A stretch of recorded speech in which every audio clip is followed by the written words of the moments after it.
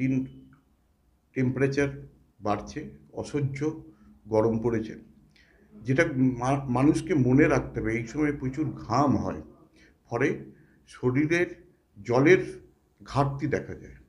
সেই জলের ঘাটতি যেন না দেখা দেয়, তার জন্য প্রচুর পরিমাণে ফ্লুইড, জল হোক, তার সাথে একটু ওআরএস মিশিয়ে হোক, ডাবের জল হোক, তরমুজ হোক, এই ধরনের প্রচুর, যাতে জলে শরীরের ঘাটতি, শরীরে যেন জলের ঘাটতি না হয়, সেইটা মেন জিনিস মাথায় রাখতে হবে। এছাড়াও আমি বলবো এই সময় ঢিলে ঢালা সুতির কাপড়, সুতির জামা কাপড় পরা উচিত, ঢিলে ঢালা, সেটা যেন খুব টাইট না হয়।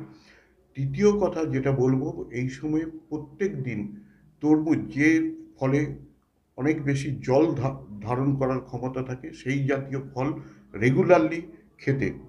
চতুর্থ কথা বলবো, এই যখন বেশি গরমটা পড়ে, দুপুর 12টা থেকে বিকাল 3টে পর্যন্ত যতটা সম্ভব না বাড়ির বাইরে না বেরোনোর, তাহলে আমরা অনেকটাই, বা মাঠে যারা কাজ করেন তারা এই টাইমটা অ্যাভয়েড করবেন, মাঠে যেন কাজ না করেন। বেশিরভাগ যারা এখন হিট স্ট্রোকের যারা পেশেন্ট আসছে, তারা কিন্তু সবই মাঠে কাজ করছে বা বাইরে ছিল এরকম। এবং হিট স্ট্রোক বা এইগুলো যে যাদের হয়, তাদের প্রধান দেখা যায় যে শরীরে জলের ঘাটতি কমের জন্যই কিন্তু হিট স্ট্রোকটা মেনলি হয়। কারণ আমাদের শরীর যে ঘামটা তৈরি করে, সেইটা তৈরি করার জন্য শরীরটা ঠান্ডা থাকে। যখন এই ঘামটা তৈরি করতে পারে না, জলটা যখন কম পড়ে, তখন শরীর গরম হয়ে যায় এবং সে থেকেই বিপত্তিগুলো হয়। আর গরমকালে, এই ধরনের গরমে আমি বলবো দিনে অন্তত 2-3 বার করে স্নান করা মিনিমাম দরকার, যাতে শরীরটা ঠান্ডা থাকে। আরেকটা জিনিস, এই সময়ে বাইরের জল খেতে আমি নিষেধ করব। অনেক পেশেন্ট আমরা রুগীরা পাচ্ছি যাদের ডায়রিয়া হয়েছে, পায়খানা বমি নিয়ে আসছে, বাইরের জল খাওয়া একদমই নিষেধ। কাটা ফল খাওয়া বাইরের একদমই নিষেধ। যখন বাইরে যাবেন, বাড়ি থেকে জল নিয়ে সাথে নিয়ে যাবেন, যাতে সে মানে জলের ঘাটতি শরীরে না ঘটে। আরেকটা যেটা খুব ইম্পর্টেন্ট, এই সময় বাড়িতে যারা বাচ্চারা আছে, তারা কিন্তু খুব সচেতন হয় না, তাদেরকেও কিন্তু নির্দিষ্ট সময়ে ছাড়া ছাড়া জল খাওয়ানোর ব্যাপারটা মাথায় রাখবেন। আর একটা খুব ইম্পর্টেন্ট, সেটা হচ্ছে বাড়িতে যদি যদি কোনো পোষ্য থাকে, কুকুর, বিড়াল ইত্যাদি, বা পাখি, তাদের যেন জলের ঘাটতি না হয়। নিজের যেমন খেয়াল রাখবেন, এদেরও খেয়াল রাখতে ভুলবেন না। আর এই সময় মশার উপদ্রব খুব হয়, যাতে মশা কামড়ানোর থেকে বাঁচতে পারেন, মশারির মধ্যে শুলেই ভালো হবে। কারণ এই সময়, এরপরেই যখন একটু আধটু বৃষ্টি হবে, তারপরেই ম্যালেরিয়া, ডেঙ্গুর প্রকোপ বাড়বে, সেইটাও কিন্তু মাথায় রাখবেন।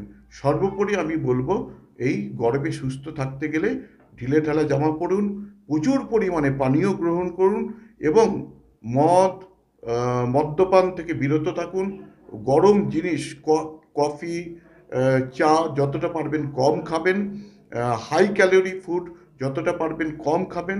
একদম সিম্পল খাবার খান, সহজলভ্য সহজ পাচ্য খাবার খান, প্রচুর পরিমাণে জল খান, ফল খান।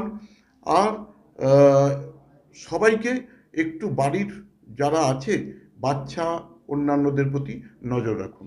যে সামনে তো লোকসভা নির্বাচন, যারা প্রার্থী আছেন তারা তো দিনের পর দিন প্রতিদিনই রোদে ঘুরছে, তাদের জন্য স্পেশাল কি?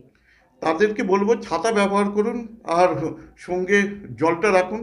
হ্যাঁ, ডাবের ডাবের জল বা এমনি জল, জলটা প্রচুর পরিমাণে খেতে হবে। আর ছাতা ব্যবহার করবেন। আর পারলে দেখুন, যখন লোকসভার প্রার্থী, তো উনি প্রার্থী, উনি তো ঘুরবেনই, কিন্তু ওনার সাথে যারা ঘুরছেন তাদের কথাও মাথায় রাখতে হবে। পারলে এই দুপুর বেলার টাইমটা, মেনলি 12টা থেকে বিকাল 3টে পর্যন্ত প্রচারটা একটু বন্ধ রাখুন। 3-4টে পর্যন্ত? তিনটে তিনটে পর্যন্ত বন্ধ রাখুন, যাতে যারা সাথে থাকবে তারাও একটু রেহাই পায়। নিউনুর সোফা সেন্টার। এখানে সমস্ত রকম সোফা পাইকারি ও রিটেলে বিক্রয় করা হয়। সমস্ত সোফা নিজস্ব কারখানায় তৈরি করা হয়।